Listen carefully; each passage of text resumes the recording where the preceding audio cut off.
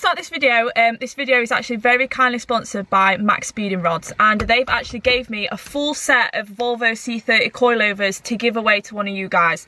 So there's a few rules that you need to follow. First of all, we need to like this video, and then we need to follow MAXPEEDINGRODS on Facebook and Instagram. I will put all the links down below for you to follow those guys.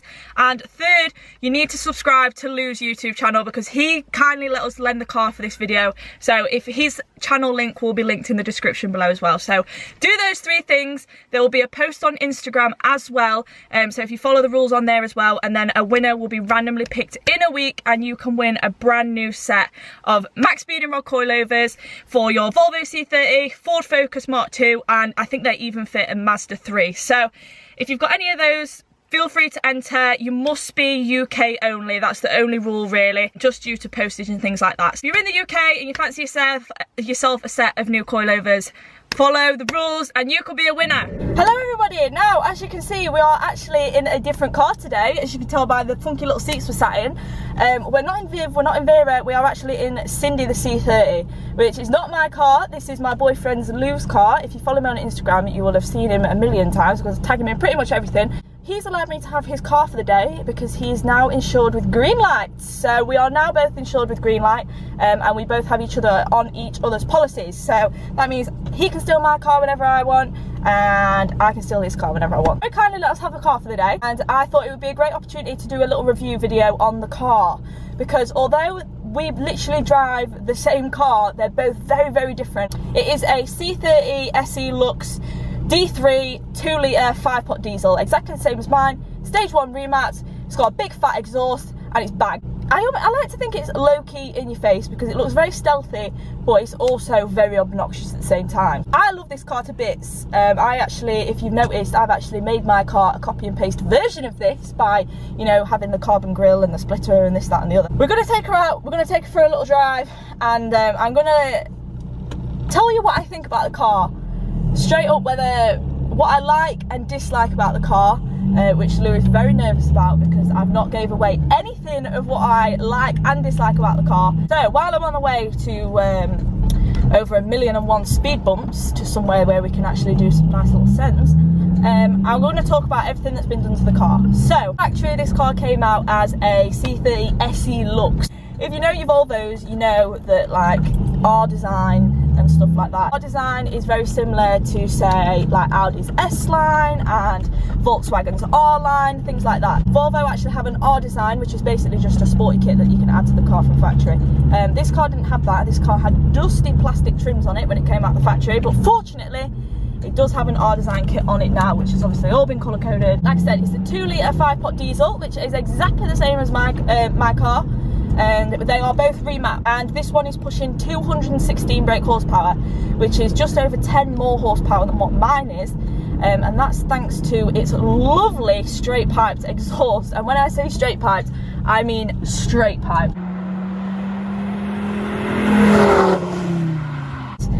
This is as straight comes. It comes straight off the turbo, so it's very loud and very obnoxious, but it's it definitely does put a smile on your face.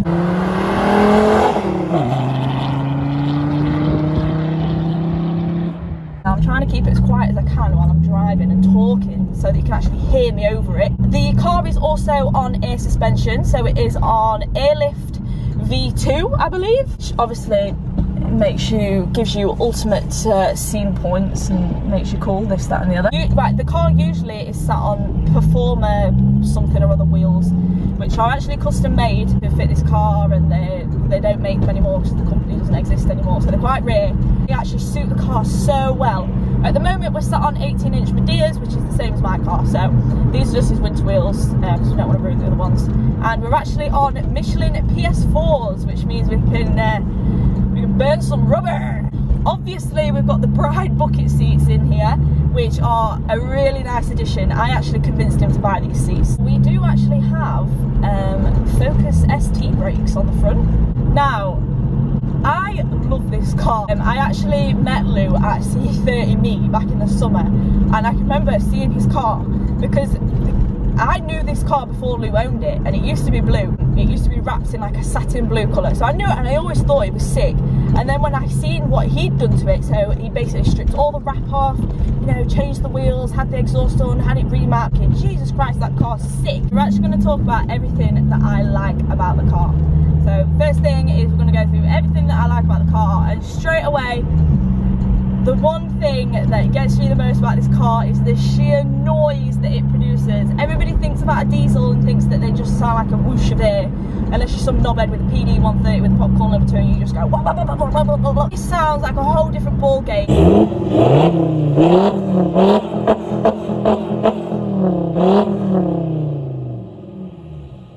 Obviously you've got 5 cylinders just screaming through that exhaust, and it is loud. So there's a lovely little bend up here, so I'm going to drop her into third.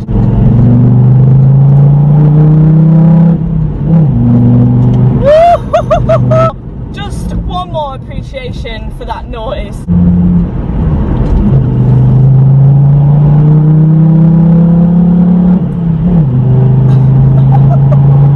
So loud, but it sounds so good. That's the thing, like, you think a diesel, surely that's not a diesel. Like, it sounds like the T5 when you sat in here. It's only when you see the black smoke that's chugging out the back you think, oh shit, that's a diesel. It's got such a nice rumble to it.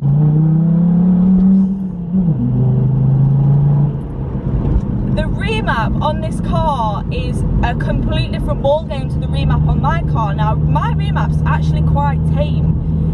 You get a lot of torque and you get a lot of punch, but this is like completely different. Even though it's only 10 horsepower different, there is a massive difference. Now you can feel the boost coming a lot sooner and it comes in a lot harder. Now as well, we do have a boost gauge fitted here, which is a great addition as well. So you can see that it's going all the way up to like 25, nearly 30 PSI. The torque, it has a little bit more torque than mine as well. Mine's about 350 foot-pound. I think this one's a little bit closer to 400. So yeah, it's very fun to drive, and it's almost scary in a way. It's like, oh shit! The difference in Lou's remap to my remap is we did have them remapped at different places. Is I think he had, his was tweaked so that the boost would come in a little bit earlier. So it has been tweaked to match the car, which I think obviously affects it in a big way. You really do feel the difference. The main difference for me in driving this car is obviously driving on bags.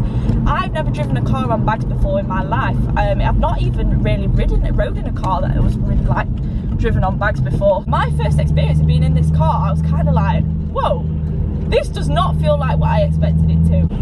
The road is flooded and we are now in a Ford. Lou, sorry if I do flood your engine.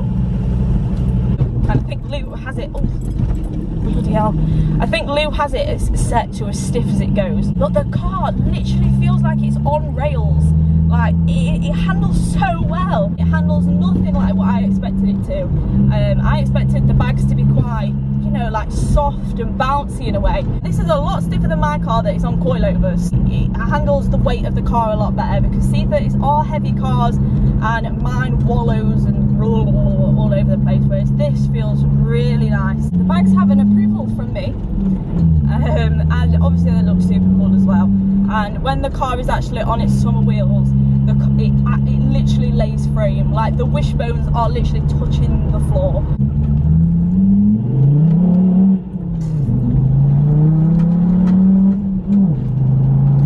This car actually scares me a little bit. Oh my god, I don't know whether it's the exhaust that makes it feel faster, but fucking hell, it just feels so like, and I think you get so much feedback back through the steering wheel because everything's so stiff and like well set up. It's like, oh my god. The good thing is that because we've got those Focus brakes on there, at least if you are going fast, you've got stopping power to support that. So they are the standard brakes off of the Focus ST225. They literally just go straight onto the C30s because, you know, it's all the same suspension setup. We've got them on there which at least have a little bit of reassurance to you, because you know you've got a little bit of stopping power behind you. Now, I think one of the things which makes this car so likeable in a way is because it is such an all-rounder. Because obviously you've got that power and you've got that noise to your advantage. You know, you can...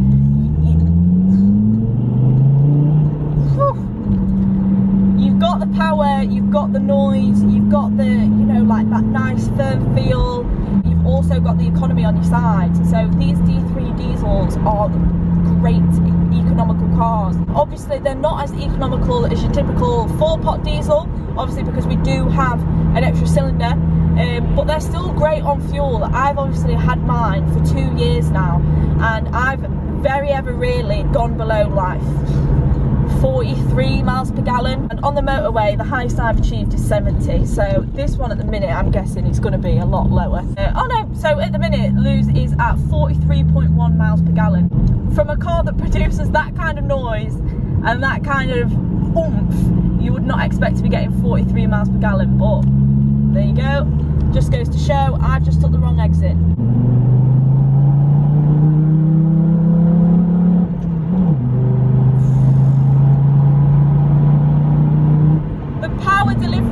So smooth as well. Boost is so consistent. You put your foot down and you know that you're gonna get a nice even layer of boost all the way through. It's just nice, like knowing you've got that power there when you need it. So the D3s from standard actually come at 150 brake horsepower.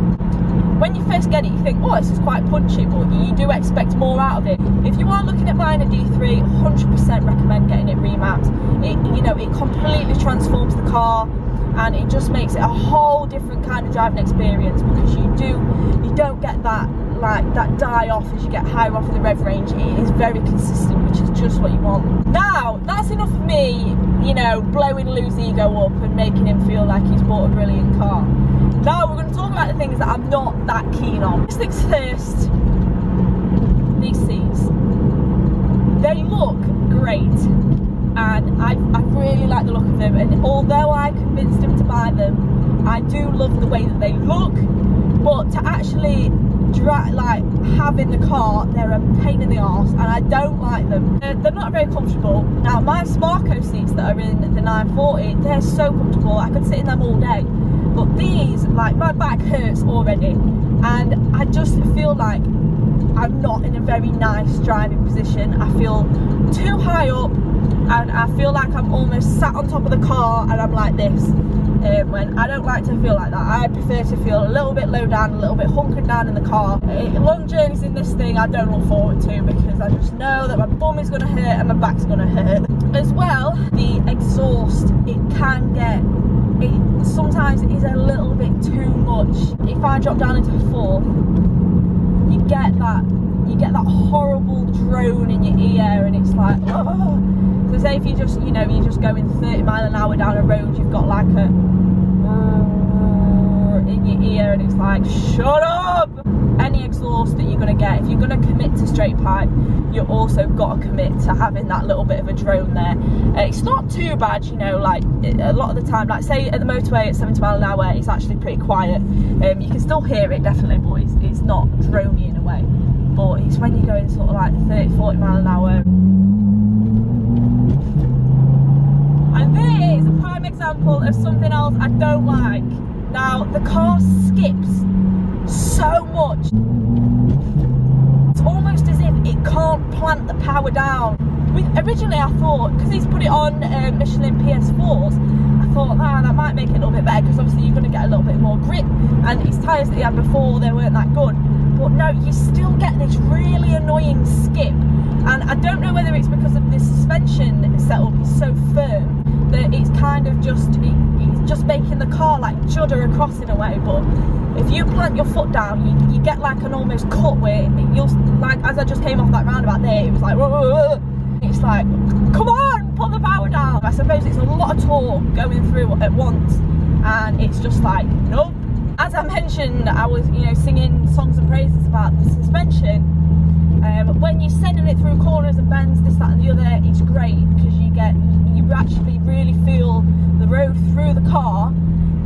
However, when you're just driving down country lanes like this and just everyday roads, oh god, it's like spine shuddering. It's like, it is very stiff, and I think for everyday driving it's a little bit too stiff. There's not a lot of give in it at all, and you feel everything in the road. You're sending it through corners is brilliant. Any other time it's like,